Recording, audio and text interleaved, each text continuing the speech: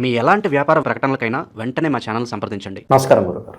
శ్రీమాత్రే నమః. 2026 ఫిబ్రవరి మాసం సింహరాశి వాళ్ళకి విశేషంగా ఈ మాసం ఏ విధంగా కలిసి రాబోతుంది? వీళ్ళు ప్రత్యేకంగా ఎటువంటి జాగ్రత్తలు తీసుకుంటే బాగుంటుందంట? సింహరాశి వారికి ప్రజెంట్ ఉన్న కండిషన్లో ఈ పర్టికులర్గా ఫిబ్రవరి మాసంలో 18th వరకు 6వ స్థానంలో 4 గ్రహాలు ఉంటాయి. 18 తర్వాత 7వ స్థానంలోకి వెళ్తాయి గ్రహాలు. లగ్నంలో కేతువు, లాభంలో గురువు, అష్టమ శని నడుస్తుంది. సప్తమంలో ఎట్లాగో రాహుతో పాటు 5 గ్రహాలు. అండ్ ఈ ప్లాంటరీ పొజిషన్స్ ఏవైతే ఉన్నాయో వీళ్ళకి ఎటువంటి ఫలితాలను ఇవ్వనున్నాయి, ఏ దేవత ఆరాధన చేసుకోవాలి, ఎవరిని వీళ్ళు అంటే ఎటువంటి విషయాల్లో జాగ్రత్తగా ఉండాలనేటువంటి అంశాలు చెప్తుంది నేనైనప్పటికీ కూడా చెప్పిస్తుంది సాక్షాత్ లలిత అమ్మవారిగా భావిస్తూ. ఫస్ట్ ఆఫ్ ఆల్ ఏంటంటే వీళ్ళకి ఈ రాశి వారికి లగ్నంలో కేతు ఉన్నాడు. సర్వసాధారణంగా ఏంటంటే అందరూ ఏమనుకుంటారంటే సింహం అనగానే వీళ్ళకి ఏదో పొగరు, కోపం, ఈగో అనుకుంటారు. కాదు, ఆత్మాభిమానం ఎక్కువ అంటారు సింహం వారికి. సింహానికి పొగరే ఉండదండి. మీరు సింహం నడకలో పొగరేం కనపడదు, ఆత్మాభిమానం కనిపిస్తుంది, కాన్ఫిడెన్స్ కనిపిస్తుంది. అది ఎక్కువ ఉంటుంది వీళ్ళకి. భయపడరు దేనికి అంత ఈజీగా. ఎవరో సింహలగ్నం వాళ్ళు, సింహరాశి వాళ్ళు భయపడ్డారంటే వాళ్ళ చంద్రుడు లగ్నం పూర్తిగా పాడైతే తప్పితే 1,00,00,000 మందిలో 9,99,999 మంది 9,999 మంది ధైర్యంగానే ఉంటారు. అయితే వీళ్ళకి ఇప్పుడు ప్రజెంట్ కేతువు ఎప్పుడైతే సంచరిస్తున్నాడో రాశిలో, ఈ కేతువు యొక్క సంచారం ఏదైతే ఉందో ఇది ఇచ్చే రిజల్ట్ ఏంటంటే చిత్ర విచిత్ర గ్రహం కదా. కేతువు సింహరాశిలో ఉండడం ఒక రకంగా ఫ్రెండ్లీ సైన్. అది దీనివల్ల ఆధ్యాత్మికత అండ్ అట్లాగే కొన్ని విషయాల్లో విరక్తి, వైరాగ్యము, మంచి హై లెవెల్ నాలెడ్జ్ కూడా ఇస్తాడు ఇక్కడ. ఓకే, కాకపోతే 6లో గ్రహాలు ఉన్నాయి కాబట్టి కొంచెం అప్పు చేయాల్సి రావడం, రుణాలు లభించడం. అప్పు చేయాలంటే కూడా అంత ఈజీ కదండి. అప్పు ఇచ్చేవాడు ఉండాలి ఫస్ట్. లోన్ రావట్లేదని కొంతమంది బాధపడుతుంటారు చూడండి. లోన్ రావట్లేదు అంటాడు. ఇంకోటికి అబ్బా లోన్ తీరట్లేదని బాధపడుతుంటారు. ఇక్కడ లోన్ వస్తుంది, ఇక్కడ చెప్పాలంటే చేయాల్సి వస్తుంది, చేస్తారు కూడా చెప్పాలంటే. అలాగే ధన సంబంధించిన విషయాల్లో కూడా అనుకూలత ఉంటుంది, అందులో ఎటువంటి డౌట్ లేదు. సో ఫైనాన్షియల్ గ్రోత్ పెరుగుతుంది, లోన్స్ వస్తాయి, జాబ్స్ వస్తాయి, కొత్త పరిచయాలు ఏర్పడతాయి. వీళ్ళకి చెప్పాలంటే కొత్త పరిచయాల వల్ల కొంత అంటే ఏమైనా కొత్తగా ప్రారంభించడానికి కూడా అనుకూలత ఉంటుంది చెప్పాలంటే వీరికి. కాకపోతే ఇవి ప్రారంభించి వెంటనే ఎగ్జిక్యూట్ అవ్వడానికి కొంత టైం పడుతుంది. సో ఫిబ్రవరి 18th తర్వాత ఏమైనా ఎగ్జిక్యూట్ అవుతాయి. ఎందుకంటే సప్తమంలో రాహు ఉన్నాడు. సో రకరకాల ప్లానెట్స్ అక్కడికి వస్తున్నాయి. వచ్చినప్పుడు ఏంటంటే ఎటువంటి విషయాలంటే ఏదైనా పెళ్ళి అనుకోండి, ఒక బిజినెస్ అనుకోండి, ఇట్లాంటివన్నీ ఆఫ్టర్ 18th అంటే 18th ఫిబ్రవరి తర్వాత నుంచి ఎగ్జిక్యూట్ అవ్వడం స్టార్ట్ అవుతాయి. అండ్ అట్లాగే వీళ్ళకి ఇప్పుడుండే కండిషన్లో సంతానానికైతే అనుకూలత ఉంటుంది. సంతానము, ప్రేమ వ్యవహారాలు, ప్రేమించి వివాహం చేసుకుందామని చేసే ప్లానింగు, వీటికి బాగుంది చెప్పాలంటే ఇప్పుడుండే ప్లాంటరీ పొజిషన్. ఎందుకంటే లాభంలో గురువు ఉన్నాడు. ఆ గురువు పంచమాన్ని, సప్తమాన్ని రెండింటిని వీక్షిస్తున్నాడు లాభస్థానంలో ఉండి. సో ఇస్తాడు. కాకపోతే ఏమవుద్దంటే ఇప్పుడు వీళ్ళు ప్రపోజ్ చేశారు, అవతల ఓకే అన్నారు, కానీ అది మళ్ళీ రావడానికి టైం పడుతుంటుంది. ఎందుకంటే 6లో ఉన్నాయి కదా. ఫస్ట్ 3 weeks కూడా 6th houseలో ఉంటాయి ప్లానెట్స్ అన్నీ.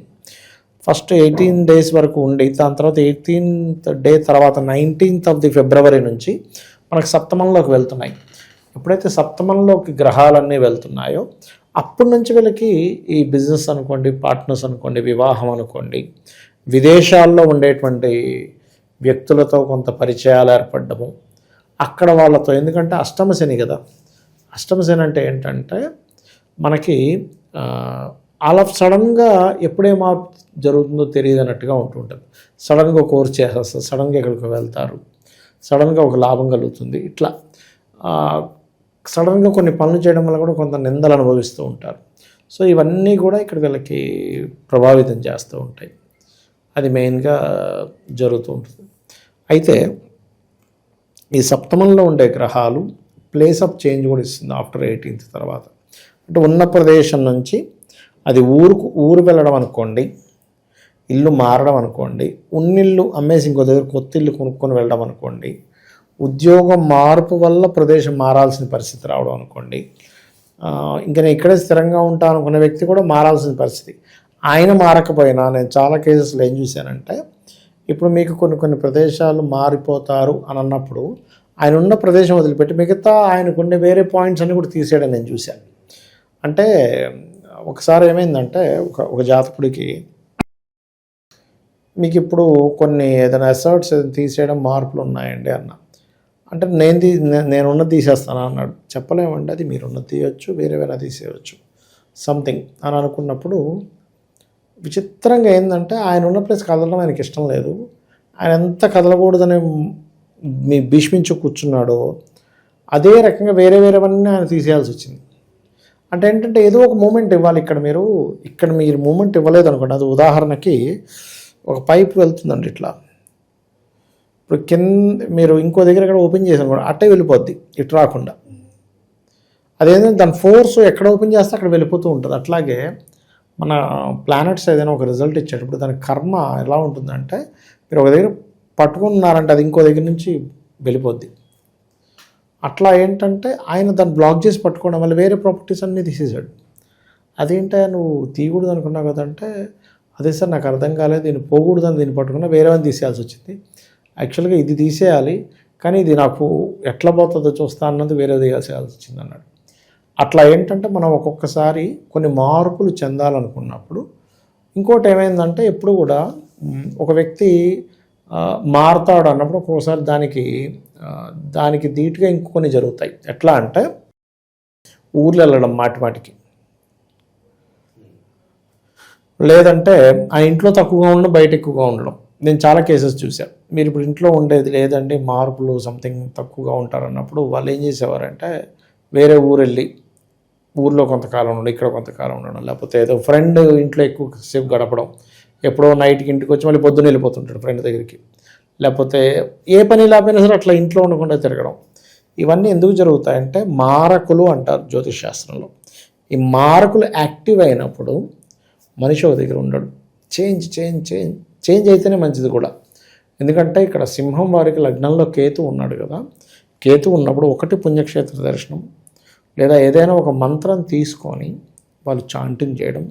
అందులో పర్టికులర్గా లగ్నంలో కేతు ఉన్నందుకు ఉదయం నిద్రలేచిన వెంటనే గణపతి యొక్క మంత్రాన్ని స్మరించడం, ఇది చాలా చాలా చాలా ఇంపార్టెంట్ వీళ్ళకి. ఇక ఈ నెల గురుగారు విశేషంగా వీళ్ళకి కలిసి రావాలంటే ఎటువంటి ప్రత్యేక పరిహారాలు దైవారాధనలో ఉంటే విశేషంగా కలిసి వస్తుందంట? వీళ్ళక దత్తాత్రేయుని ఎక్కువ ఆరాధించాలండి. ఎంత దత్తాత్రేయుడిని ఆరాధిస్తుంటే అంత మంచిది. ఇంకోటి నేను ఇందా చెప్పాను కదా, ఉదయం పొద్దున్న నిద్ర లేచిన వెంటనే గణపతి స్తోత్రం చదువుకోవడం, ఓం మహాగణాధిపతయే నమః అనుకోవడం. దీనివల్ల ఏమవుతుందంటే ఫస్ట్ క్లారిటీ పెరుగుతుంది. ఇప్పుడు ఎలా ఉంటుందంటే లగ్నం ముందే అష్టమ శని, లగ్నంలో కేతువు, అన్ని పనులు ఆగిపోతున్నాయి, అంతా దీంతో పాటు విరక్తి, ఇవి తట్టుకోలేకపోతుంటారు. ఎప్పుడైతే గణపతితో నిద్రలేస్తారో, ఎప్పుడైనా ఒకటే గుర్తుపెట్టుకోండి, మనం పూజ చేసేటప్పుడు కూడా ముందు శుక్లాంబరధరం విష్ణుం శశివర్ణం అని పూజ స్టార్ట్ చేయగానే గణపతి తన పరివారంతో అక్కడ కూర్చుంటారండి. మన మాంసనేత్రానికి కనబడదు కానీ ఖచ్చితంగా వస్తారు. అక్కడ వచ్చి మనకి ఏదైతే వచ్చే ఆటంకం ఏర్పరచాలో ఆ ఎనర్జీని ఈ గణపతి యొక్క గణాలు ఏదైతే టీం ఉందో దాన్ని కంట్రోల్ చేస్తుంటాయి. మనకు తెలీదు. అక్కడికి వచ్చేవాడు ఏదో అడుగుదాం అనుకున్నవాడు ఎందుకు ఆగిపోతుంటాడంటే ఆ ఎనర్జీ వాళ్ళని ఆపుతుంటుంది. అది మన మాంసనేత్రానికి తెలియక ఏదో ఊరికేదో చదువుతున్నాం అనుకుంటాం, కానీ యాజ్ ఇట్ ఈజ్గా ఖచ్చితంగా జరిగేది అది. సో ఉదయం నిద్ర లేచిన వెంటనే ఇచ్చేస్తూ కొంచెం నువ్వులు దానంగా ఇస్తూ ఉంటే మంచిది. అష్టమ శని కదా ఎంతైనా కూడా. అట్లా ఓవరాల్గా సింహరాశి వాళ్ళకి ఫిబ్రవరి మాసం ఏ విధంగా ఉంటుందో చాలా మంచిగా వివరించారు. ధన్యవాదాలు. శ్రీమాత్రే నమః.